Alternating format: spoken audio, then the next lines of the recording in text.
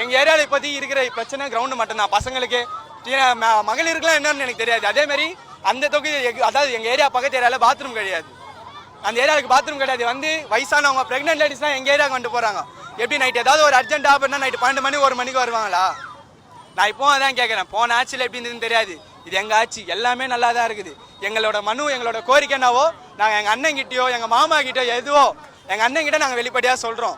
இப்போதைக்கு அவ்வளோதான். எங்கள் அண்ணனை நாங்கள் பார்த்துட்டோம், அது போதும். எங்கள் எல்லாம் 300 ரூபாய் 400 ரூபாய் நிற்கிற கூட்டம்லாம் வேறு. அதெல்லாம் எக்மோர் ரயில்வே ஸ்டேஷன் சென்ட்ரல் அப்படி போய் நிற்க சொல்லுங்க. ஆமாம் ஏன் சரி நிறைவேற நினைக்கிறேன். நீங்களே போன ஆட்சியில் எல்லாமே நிறைவேறுச்சா?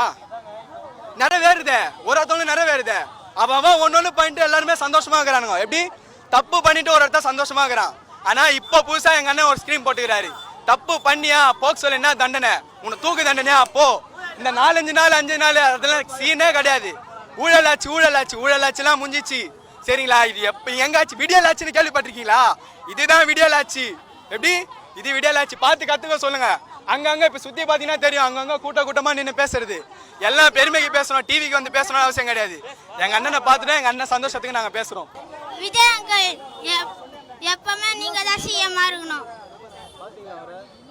பார்த்தேன்.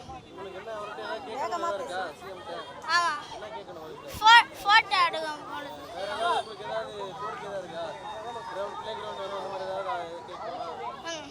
பிளே கிரவுண்ட் கேட்கணும் போல.